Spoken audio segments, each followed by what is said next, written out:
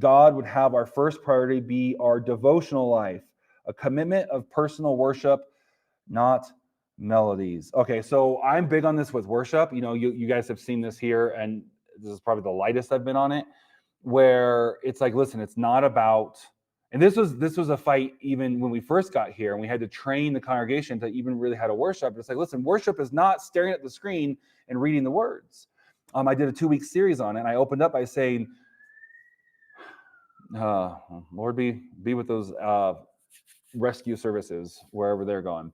I don't know if I'm assuming you guys, the mic's picking it up. There's sounds like fire trucks and police and stuff going by. It's like I remember really seeing this in Virginia, where if the words were, they would just stand and read the word, sing the words as the song is going on. And I remember it took us about 6 months in Virginia to teach them at youth, worship is worship. It's not singing along songs. And so I told them, I said, guys, we're going to learn how to worship. I said, until we get this down, I said, don't expect there to be words on the screen. I'm going to play worship videos without any lyrics. I said, every week the style's going to change. There are going to be songs you're unfamiliar with, styles of worship you're going to be unfamiliar with. Like we had some old school, it was newer videos, but old school Southern Baptist songs. I'm trying to think of the group, but they got together in like a barn and they would have these worship services. They even dressed up like tent revival style. It would do, we did that. So this was in Virginia. So South meets East Coast kind of in a weird way.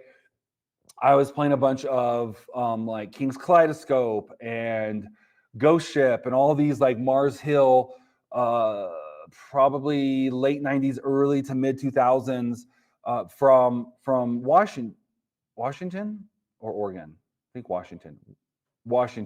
Very different style than the style of music they were used to. They were used to, at the time,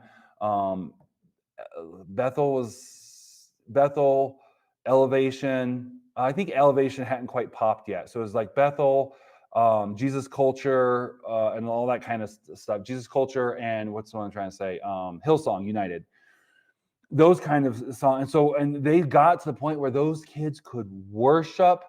I'm pretty sure, I won't go that far, but they learned how to worship. When we first got here, like, you have to learn to worship. It's not just about the words on the screen. It's about how to worship. And so that is a big thing there, about our personal, or in our devotional life, right? Our devotional life and a commitment of personal worship, not just melodies.